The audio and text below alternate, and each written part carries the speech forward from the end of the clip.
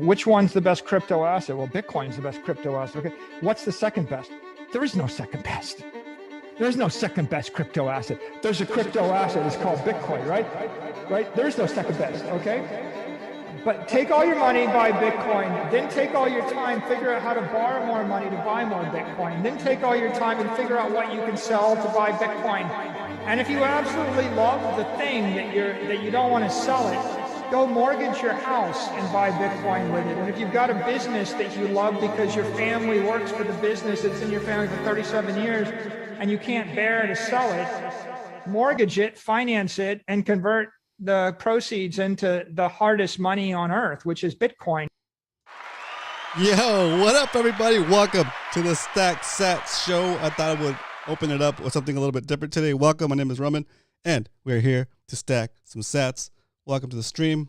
Hope you guys are having a good day. It's Wednesday. We're halfway through the week, chilling. All right, let's get the show started. Say hello in the chat. If you can't chat yet, just subscribe. And after you've been subscribed for a minute, you can say hello in the chat. All right. Hope you guys like the intro for today. I wanted to just try something different. Let me know what you guys think. That tweet or that video was put out on X, on Twitter, by, call this guy, oops, by Der Bitcoin Bote. So at Bitcoin Bote on Twitter. Let's follow this guy. Boom.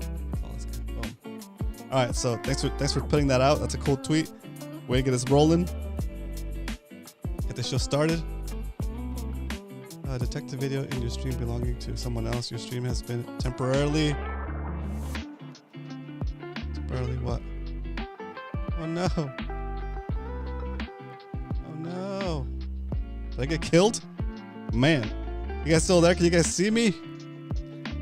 Warning. I got a warning. You've detected a video in your stream belonging to someone else. Your stream may temporarily be blocked. If you plan to continue, please ensure the content owner has added your channel to... Oh my gosh. Oh my gosh. You gone. Yeah, I got blocked, guys, for a second for sharing that video. Interesting. Anyway, I'll put the link in the chat so you guys can see that video on your own. I thought I would kick things off, and I guess I kicked the hornet's nest. Well, anyway, we're here. Watch the video, get you pumped up. I think the scenes from the movie is what triggered it, but we'll see what happens. Anyway, to keep the show rolling, welcome everybody. Welcome to the Stack Sats show. What up, Andrew? Round of applause from the live studio audience for Andrew. What up, Hard Hollow in the house? Round of applause. All right. That sucks. Can't do anything around here. Anyway, all right. Let's get started with the first segment of the show, which we like to call Sat Strength. Oh my gosh. That's so funny. All right. Today, the price of Bitcoin is a little bit up. Sorry, a little bit down, actually. It's down. Don't freak out, okay? The moral of today, the title for today's episode is one Bitcoin still equals one Bitcoin. So don't let the price scare you. Don't let the market maker manipulate you with price shifts. We're going to get as much Bitcoin as we can at any price we can. So today the price of Bitcoin is $42,773, and you can buy 2,338 Satoshis for a single dollar. Nice to see you back. When I joined the stream, I was your last one. Welcome back. Oh, cool, Andrew. Nice. Thanks for coming back, dude. Like, I had second thoughts on ending the show, and I just thought, you know what, I'm just gonna keep doing the show as long as it's entertaining and fun for me. And the channel keeps growing, so as long as the channel is growing, we'll keep doing it. Okay. Thanks for coming back, Andrew. Sorry about that. Okay.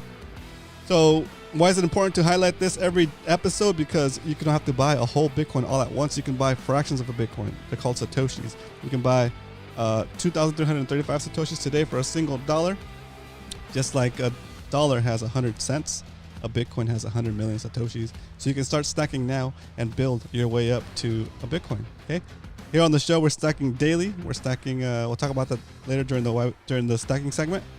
But now let's jump into, if you're walking down the street, minding your own business, You look down, you see a penny, you pick it up, and all the day you could have 23 Satoshis for a single penny. I mean, it doesn't sound like a lot. We're getting double the amount of Satoshis at the beginning of the show, about 130 episodes ago. And now we're getting about half the Satoshis. It's wild, okay? It just goes to show that you need more weaker pennies to buy the same amount of Satoshis. You need more weaker dollars to buy the same amount of Bitcoin you were able to buy in the past, okay? So that's why we highlight that. Cool. All right. That is that.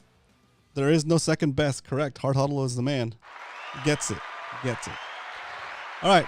So during today's Why We Stack segment, let's talk a little bit about the saying that goes, 1 Bitcoin is equal to 1 Bitcoin. Here we go. Why we stack? All right, we stack because we need to shelter our money. We need to shelter the value that we work so hard for in an asset that's not going to get inflated away like the dollar. Okay? And in this case, when you see the price of Bitcoin drop, do not be afraid. Don't get scared and sell your position. If anything, you should be adding to your position. And why can I say this? Why am I saying this? I'm saying this because as long as this thesis holds true, that the government will continue to print money and the banks will continue to issue debt, those two processes create money. They create money in the money supply, okay? As the money supply grows, the value that each dollar represents in that money supply reduces, okay? So I think it was yesterday or the day before yesterday, we hit $34 trillion in debt, okay? And our tax revenue, is our tax revenue going up now? No. Yeah, our tax revenue is going up at least. But our domestic product is going up. What is our total state revenue? All right, so this is going up now.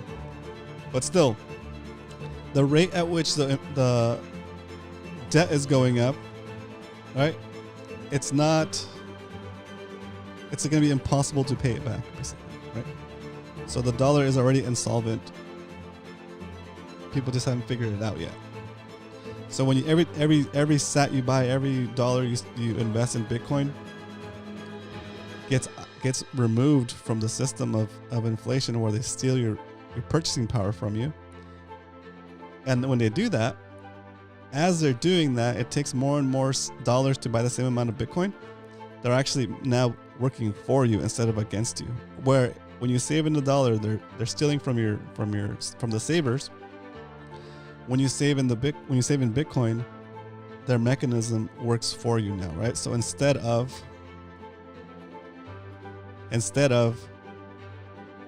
the price of goods going up in terms of dollars, the price of goods go down in terms of Satoshis, right? As Bitcoin goes up in value, the things you buy day to day, like in this case, my burrito, my milk, my bread, the sats I have to pay for those items as the price of Bitcoin goes up is less and less, right? In October, I had to pay 25,000 sats for a gallon of milk. And on the 14th of December, I had to pay 16,000 sats, right? That's a huge discount, okay? You take that same discount, you take that same idea, and you apply it to the rest of your life. And to the expenses in the rest of your life. And the more you save in Bitcoin, the more affordable things get, right? So it's a no-brainer once you can understand that concept, okay? Once you can understand that concept, you don't need me to tell you to save in Bitcoin. You'll figure it out, and you'll start to see it in your own life. Like, things get a little bit easier. You still have to work hard to make the money, to make the fiat money, but you're able to preserve more of that wealth for a longer term. Eddie, what up, dude? I have a friend who thinks the debt is irrelevant. We're going much higher. Yes, we are going much higher, and it's going to continue to go higher, but it's not irrelevant. Okay, what's I think the sentiment he's going for, and I don't understand. I don't know your friend, and I don't know exactly what he means, but the way I interpret that is he's saying that, dude, the debt's gonna keep going up. There's nothing we can do about it. It's irrelevant, right? And in a way, that has been true for a long time. The only thing you can do to shield yourself from that debt, or from that what the causes of this debt, or the effect of that debt, is to buy assets that are hopefully returning more than the inflation rate, right? It's like the real inflation rate. So you would invest in things like maybe real estate or the stock market, and hope that you would gain at least 10, 12% on those investments, so that at least the value of your purchasing power would stay the same or keep up with inflation, right? So if you look at the way prices are for the things that actually require work for us to attain, like gas, food, shelter, it's up more than the 4% or 3% that they claim on the CPI, right? It's a lot more than that. And so that is like the true price of inflation for an individual, right? So depending on what your lifestyle is, the things that you buy have they only gone up 4% in the past year, right? Have they only gone up 2%, 3% like they want to be? No, right?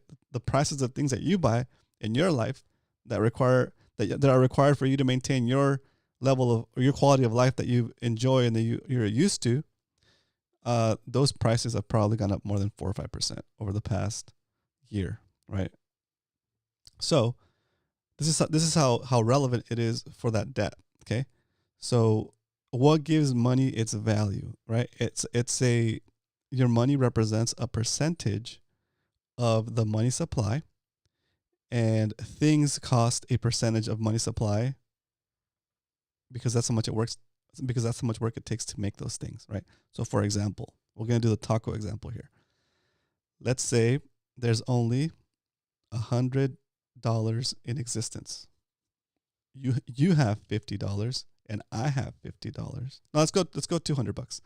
You have $100 and I have $100, and there's $200 in existence, right? And a taco costs 10% of the money in existence in terms of what it takes to make it. So all the work it takes to cook it, all of the work it takes to grow the ingredients and slaughter and grow the meat, the protein, and make the tortilla and everything that goes into a taco.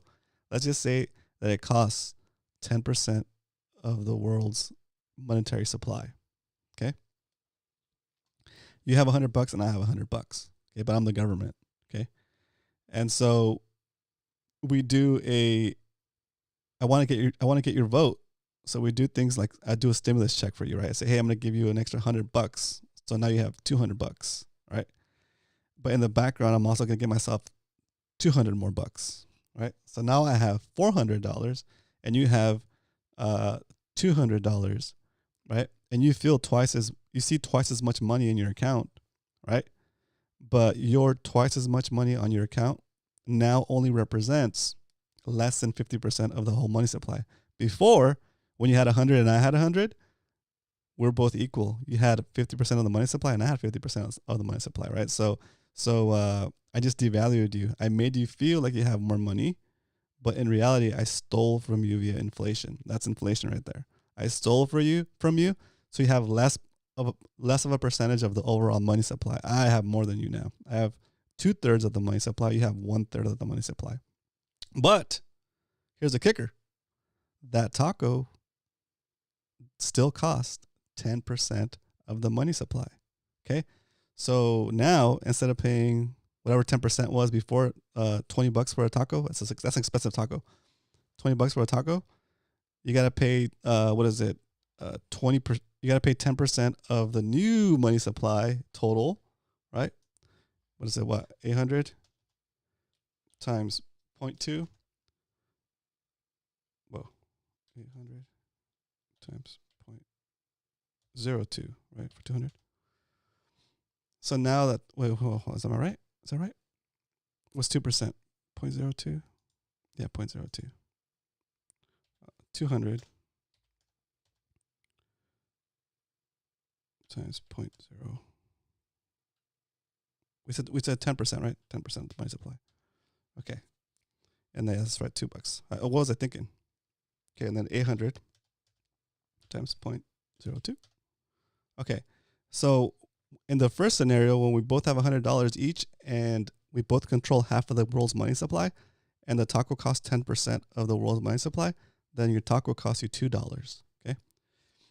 When we do the inflation and I create an extra $200 for me and an extra $100 for you, so you feel like you have more money, but in reality I stole from you, I now control 2/3 of the money supply. You control 1/3 of the money supply, right? And even though you feel like you have $200, that taco now costs you $16 as opposed to $2. Okay, because the taco is going to reflect the price of the percentage of the money supply that is required to make it.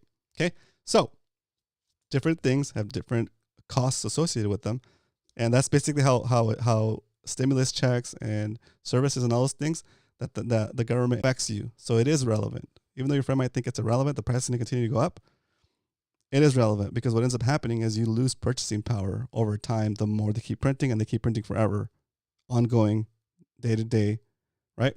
So one of the things you can do is you can take that value that you're working so hard for and pull it out of the inflationary system, take it out of that dollar system, and put it into Bitcoin, and then you'll have when the money supply continues to expand, the value that money represented for you when you first got it and put it into Bitcoin is going to be set aside from the system, right? So, for example, let's go back to step one. You have $100 and I have $100, right? You take your $100, which is 50% of the money supply, and you invest it into Bitcoin. Let's just say you do all the 100, right? Now you've taken the value outside of the system, and then now when I go and create an extra $200 for myself, an extra $100 for you, right? It's splitting up the money supply, and it shouldn't affect your savings that you already put aside in Bitcoin. Those are outside of the system already, so I can't devalue those, right? So anyway, that's how you keep your value outside the reach of the government, outside the reach of inflation, and that's just one of the benefits of owning Bitcoin. There's a ton of benefits, but that's the one we focus on here on the show because it's the easiest one to understand. That when you save in Bitcoin, your goals become easier. Your goals go towards you, but when you save in dollars, your goals are constantly being pushed away from you via inflation. That's why it's relevant. That's why it's relevant for us to know and understand how the constant money printing and the constant issuing of debt affects the value of the dollars in your wallet and the dollars in your bank account. Okay. All right. That's what I got for you for the Why We Stack segment. Thanks for tuning in. What up, Eddie? Thanks for tuning in. I got Jade up in the house. Let's go. Welcome, dude. Thanks for tuning in. I'm glad you tuned in. Got us in here live. Let's go.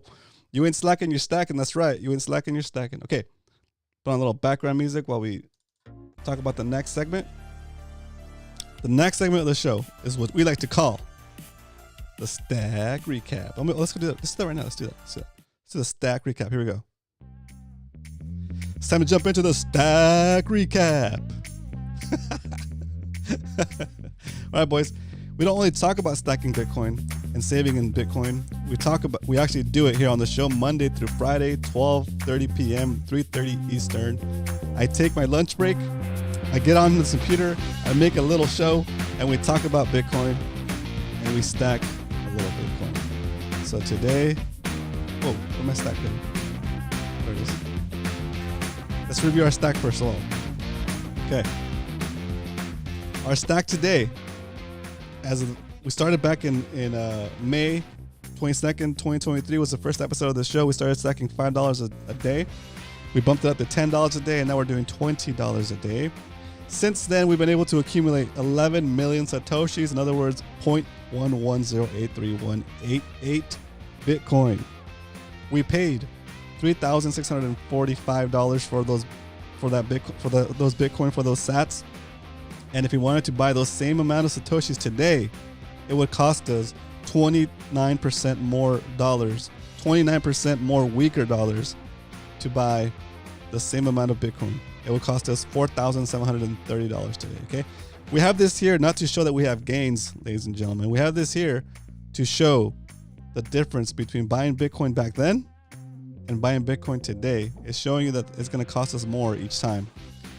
The later we wait to buy a Bitcoin, the more it's going to cost us because the more it's going up in price. And you need more weaker dollars to buy the same amount of Bitcoin. Just like you need more weaker dollars to buy that taco,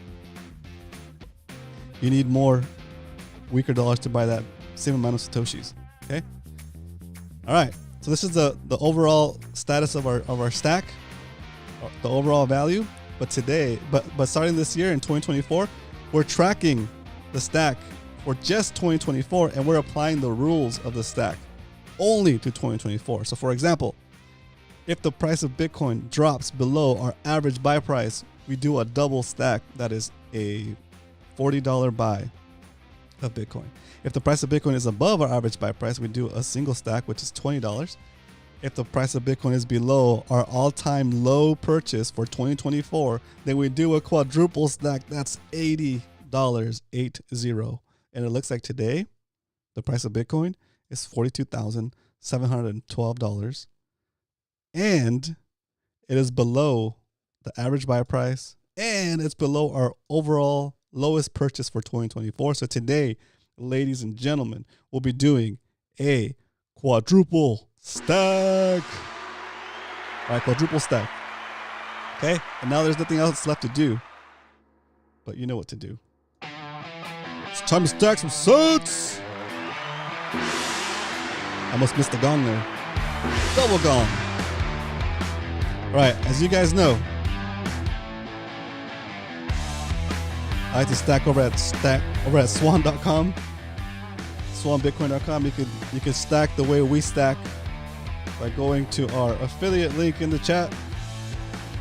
Swan stacksatshow.com/swan if you want $10 worth of free Bitcoin when you sign up with our affiliate link. All right, today we're doing a quadruple stack.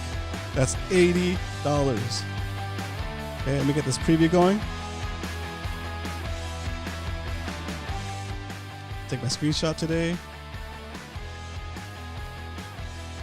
All right, quadruple stack feels good. The price is down. Let's get some of that. Let's get some of those sweet sats. Sweet sats. Okay, let's see. Right here. Preview. Browser. This. Today is episode 131, I think. Let's see. Yes, episode 131. And we're about to stack some sats. All right, here we go. Cut the music. Drum roll, please. Oh, payment initiated. We're stacking $80 worth of Bitcoin.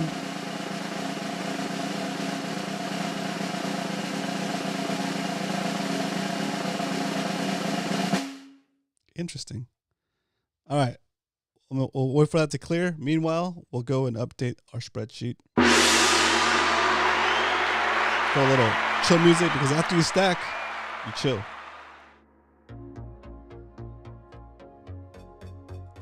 All right. Let's update the spreadsheet real quick. Both spreadsheets. Boom. Browser. Okay, first let's do the ongoing chart. A little $80 stack. Let's go. Have you stacked today? Have you stacked today? Today, the stack cost us $42,856. A little high. It's a little high. We paid $80.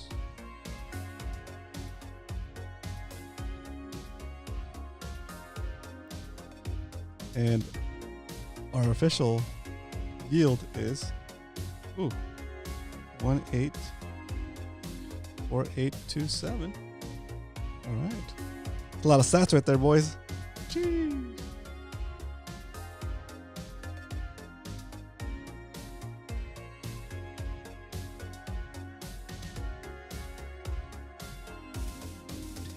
Ooh, that's a lot of sats. I like it.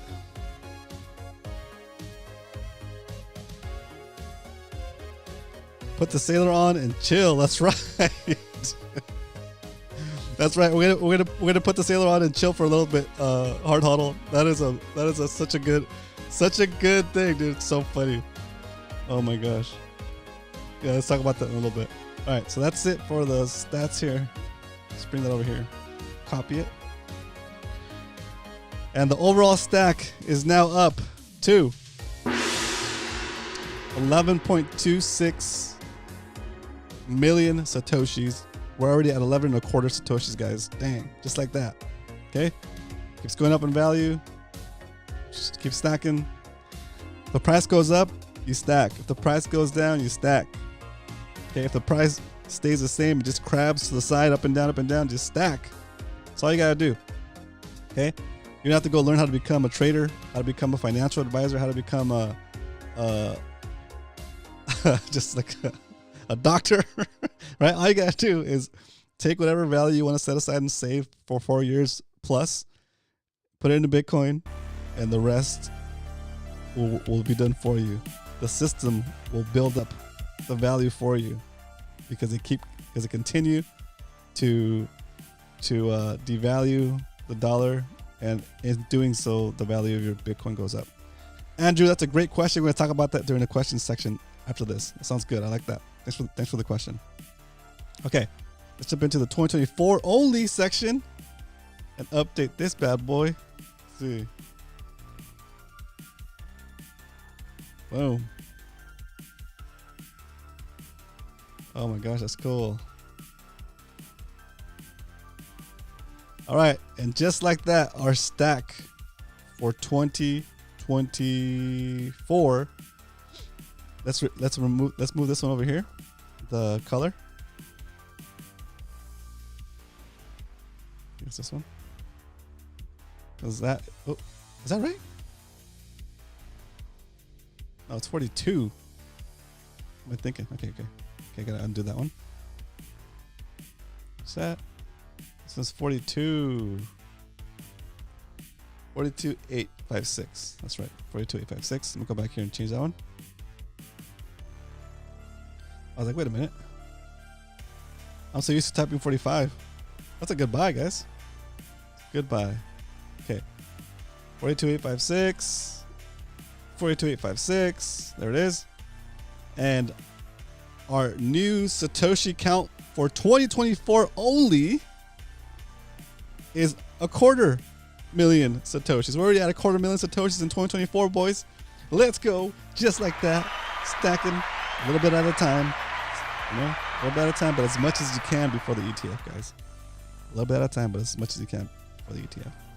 All right. That's what we got. That's all I got for the stack. Now, let's jump into some little Q&A action, okay?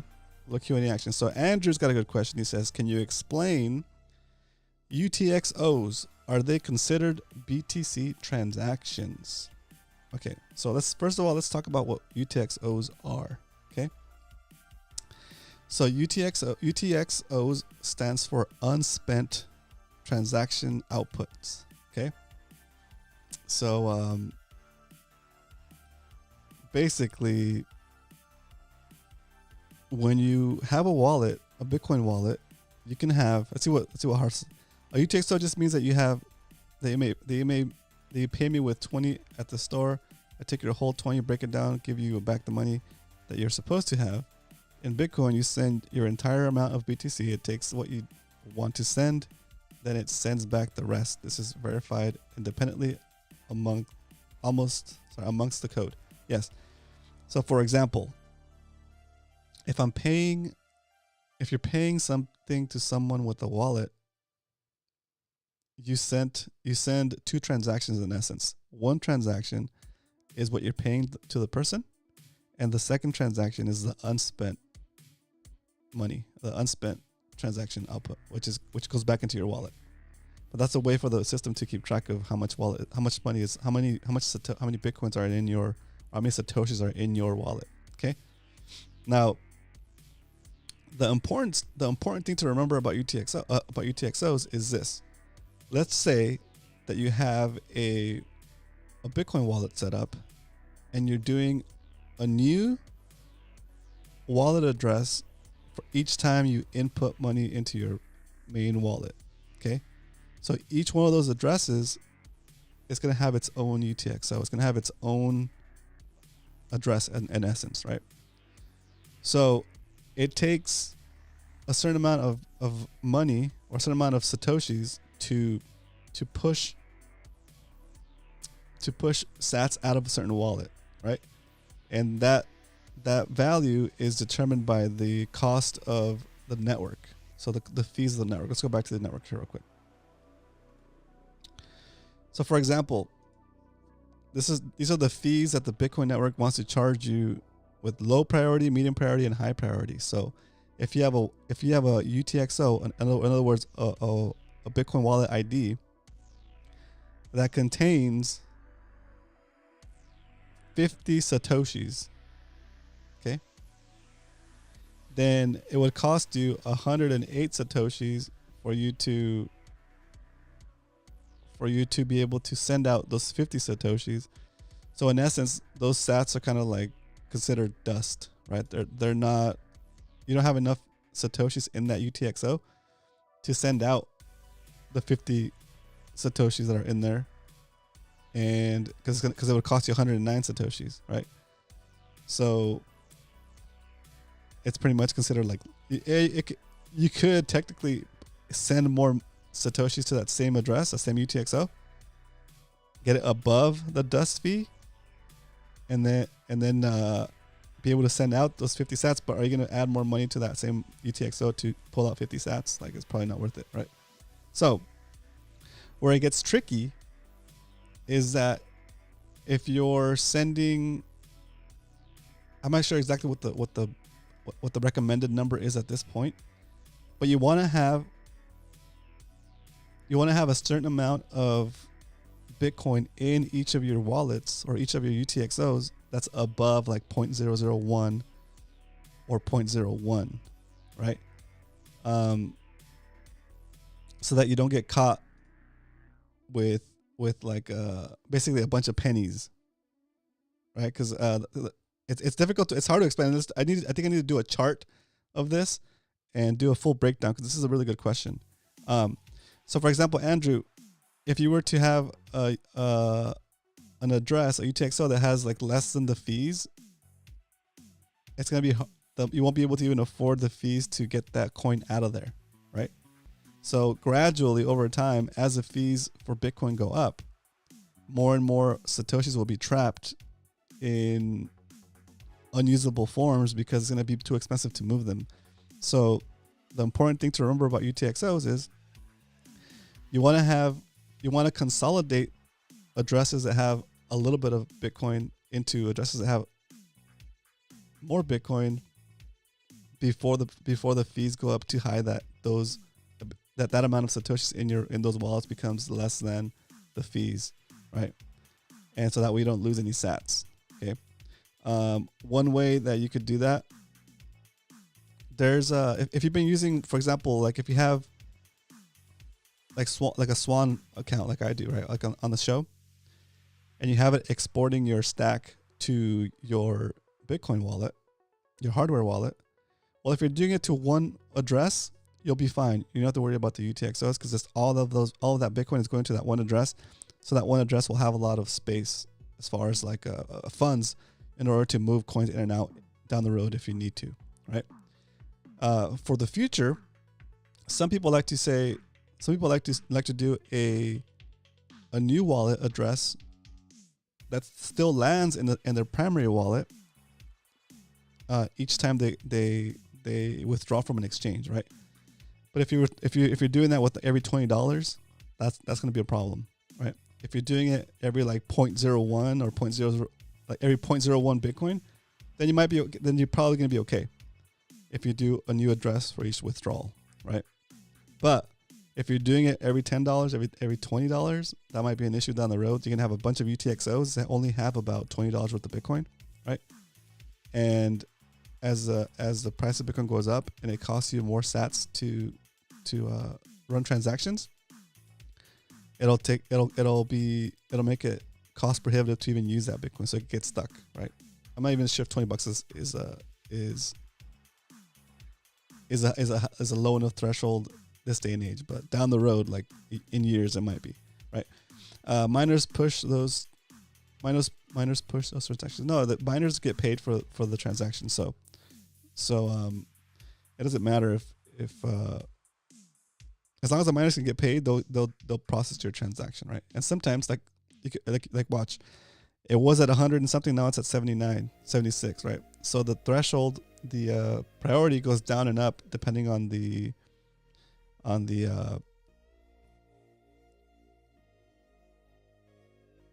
price of sorry, threw me off. Hard hodl threw me off. The price of the fees go up and down depending on how busy the network is. So right now, they've dropped a little bit since we started the show, right? If you're trying to do something like on a Wednesday night, midnight or something, maybe it'll go less, right? But it's up to you to choose when you can transact, right? So if you're on the border of like, okay, well, I have a bunch of UTXOs. I've been sending my hardware wallet, my sats, but I've been sending them in chunks of $20, $10. Then you're paying too much in fees. First of all, you should accumulate about 0.01 to 0.01 Bitcoin, about $300-$400. Then send it over to your UTXO, to your wallet. That way, the UTXOs you do create are not too small and they're not at risk of being less than the fees, right? In the future. Okay. So it would be nice to see a graph on UTXOs. I like visualization. Yeah, that'd be cool. Yeah. I'll do a little bit more research on that, Andrew. I haven't looked into it that much, only from what I hear on podcasts and stuff like that, because I haven't split up my deposits in that many different addresses. Like I don't do a new account for each inbound transaction. I have like different ones, but I don't do a brand new one each time I take Bitcoin into self custody. I'm not at risk of my UTXOs being too small. That's what I'm saying. But if you're doing a new address each time you're depositing into your stack, then you might be at risk of your UTXOs being too small in the future. And if you've been doing like at least $300 or $400 deposits at a time, so 0.01 Bitcoin, then you're probably gonna be okay, right? Cool. And when people tell you to consolidate your UTXOs, it's if you know that you've been doing small transactions like that with different addresses each time, then when the fees are low on the network, you can go through and consolidate those different UTXOs into one big UTXO that'll have more than enough Bitcoin to survive or to get through higher fees, and you'll be better off. Okay. So that's what we're looking to. So anyway, thanks for the question. That's a good question. And it's going to give me something to go research too. So that makes sense. That works. All right. Anything else? Any other questions from you guys?